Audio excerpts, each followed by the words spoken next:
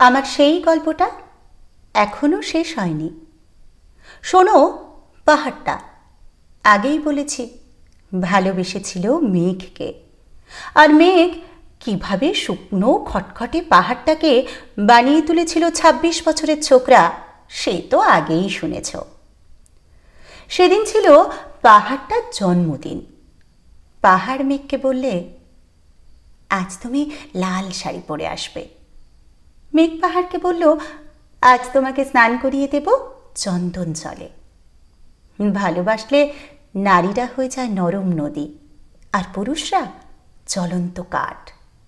সেইভাবেই মেঘ ছিল পাহাড়ের আলিঙ্গনের আগুনে, আর পাহাড় ছিল মেঘের ঢেউ জলে। হঠাৎ আকাশ জুড়ে বেজে উঠল ঝড়ের জগঝম্প। ঝাঁকড়া চুল উড়িয়ে ছিনতাইয়ের ভঙ্গিতে ছুটে এলো এক ঝাঁক হাওয়া।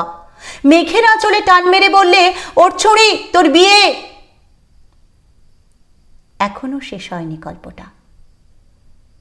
বজ্রের সঙ্গে মেঘের বিয়েটা হয়ে গেল ঠিকই, কিন্তু পাহাড়টাকে সে কোনো দিনই ভুলতে পারল না।